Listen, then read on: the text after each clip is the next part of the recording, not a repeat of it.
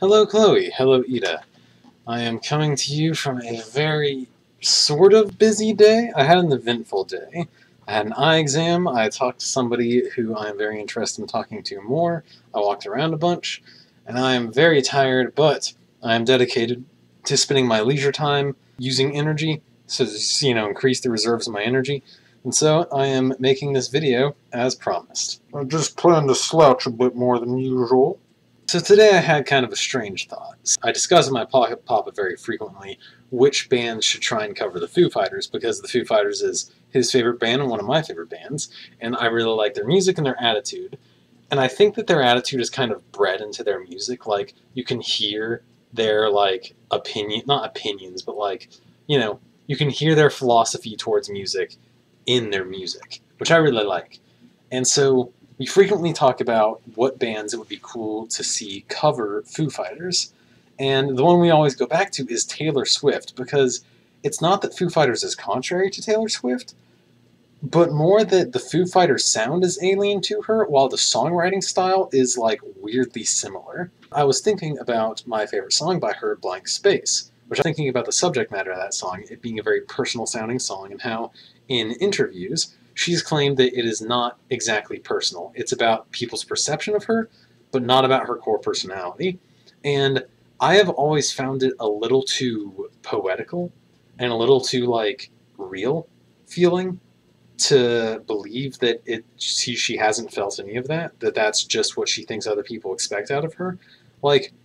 I don't like disagreeing with her and distrusting her on the matter of her own song, but I also disbelieve that that she's never felt any of that stuff. I'm interested to know her, real opinions on that song, or her expanded opinions on that song, if what she's saying is what is real, is what she's in fact feeling. However, it's not a very good icebreaker to just tell somebody that you think they're lying and try and get to the bottom of their personality flaws. So I started to think, what kind of questions would I ask Taylor Swift if I was trying to, communicate with her personally? No pomp and circumstance, no you're being interviewed, no prepared answers, no superficiality, no, guarding oneself. How would I get personal with Taylor Swift? And while I do not have specific questions that I would like to ask her exactly, I have a general idea of what kind of questions I would like to ask her, with some examples, so I guess I do have sort of specific questions. But anyways, how do I dig into this personally, rather than analytically? Because she's prepared for questions that she's gotten before, thought of before. It's like, if I ask her, what was your childhood like? What was your childhood home like? What was going through your head when you wrote this song? She has answers prepared for a lot of these things. So how do you catch a girl like this off guard, not in a way where you're trying to expose her or prove that she's a fraud, but just trying to get her to get more real than she was prepared for? Not to hurt her, but because you're personally interested in this girl. Basically, how do you break into someone's personality when they have their guard up? And obviously there are circumstances where a person doesn't want their guard broken for a good reason, it would actually hurt them to dig, like that, to poke your nose where it doesn't belong. And it's kind of like a judgment call each time as to whether or not a person is prying into something they really shouldn't be in. But so frequently I poke my nose where it doesn't belong, and someone has been helped by that situation. So I've taken to a pattern of doing that, assuming that it will be for the best in the end. Sort of playing it fast and loose with other people's emotions, but, sorry. Well, one question that my father offered while we were listening to this and I was explaining this thought process to him was asking her favorite pudding. And I thought that he was just straight up trolling at first, but he actually really does believe that, as far as setting up future questions by asking the simpler, more innocent questions early on, what's your favorite pudding? Do you watch baseball? What do you do recreationally? Have you seen Forrest Gump? Weird, partly random, kind of deliberately random things that make a person think about, I first saw Forrest Gump when I was 8 years old, and I saw it in theaters, and this is the story of how I saw Forrest Gump, and it had an emotional impact on me. Trying to search someone's depths for those emotional moments. So it's better to set that up by like starting with very innocuous sounding questions rather than getting right to like what was the most emotional movie going experience you ever had. Like if you start with a movie going experience that almost has to be emotional, like I don't know, Where the Wild Things Are or Forrest Gump or something, then that conversation will eventually lead in to like emotional moments. This is why on like dates and when first talking to people, I feel it's really good to have like answers to your own questions prepared. So if you don't feel like just asking, so what's your favorite movie, and like putting them on the spot like that, you can always say like, hey, have you seen Shawshank Redemption? Can I show you the scene from Shawshank Redemption? Can we talk about the scene from Shawshank Redemption where they listen to some Italian ladies belt opera? You don't have to rely on the other person to have answers, or you don't have to rely on the other person being willing to divulge those answers. When you're talking to them, interviewing, whatever you're doing, if you provide an answer that makes them want to like reflect that back at you, send that feeling back. So those are kind of like setup questions, and at the same time like working them in. It's all very like preemptive, like working them towards this goal.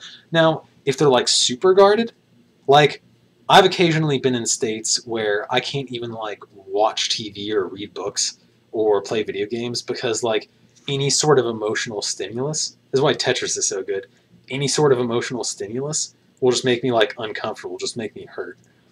Franz Kafka has a quote. In absolutely perfect Franz Kafka fashion, this quote makes half a lick of sense. A book must be the axe for the frozen sea within us. By that he means that a book or story must be able to breach us. It must be able to affect us. And so sometimes when the world gets too much and the media gets too much and all you want to do is like, you know, not receive that kind of stimulus, it can be good to take a break. It can be also good to like break yourself, to like get through that by confronting that like fragility. And so to that end, basically what I'm saying is that there's the more confrontational questions, the questions that more directly approach like feelings of emotion. If I were to ask something completely outrageous, like, have you ever wanted to run away from home or leave stardom behind or something like that, that is much less subtle than the more setup-y questions. Beyond those directly confrontational questions, I would leave only the questions that I would ask if I was sure that I was either not getting another chance to ask them, like she just checked out, she was done, like a last Hail Mary pass trying to get her to open up, or I would only do them once I was certain, like once I was certain about something, once I was certain she either wasn't going to open up or was. You know, like at any in-between point, I wouldn't go for these kinds of questions. And those kinds of questions are the questions like, do you believe you're a good person or do you believe you're a bad person? You know, questions about her moral and ethical judgment. Because if I ask her, do you believe you can tell the difference between a good person and a bad person? It necessarily asks the question, is X being every person you've ever met in your life one by one, a good person or a bad person? Are you a good person or a bad person? Am I a good person or a bad person? And there's a lot of room to like be hurtful with a question like that, or with by answering a question like that.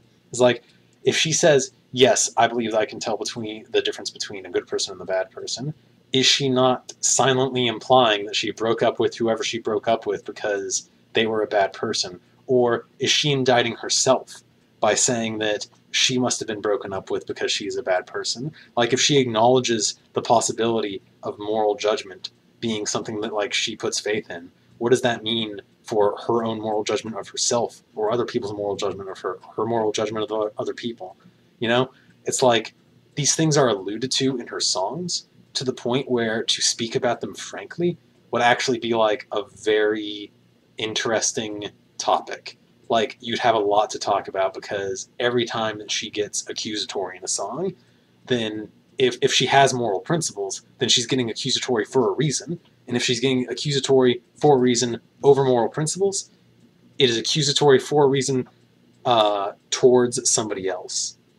And that directness, that's like intention in her unhappiness that she's expressed.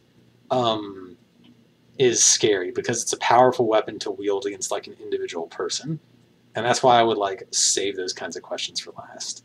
So I think considering that my legs hurt a super bunch for some reason, I'm tired as heck, I think that I did a pretty good job of articulating the feelings that I just kind of came up with earlier today. Chloe, Ida, I would love to hear what kind of questions you would have for Taylor Swift, because it's like, you know, the conversation you would have with such an expressive person would always be interesting. But yeah, please leave in the comments what you would say to her, and I'll see y'all next time.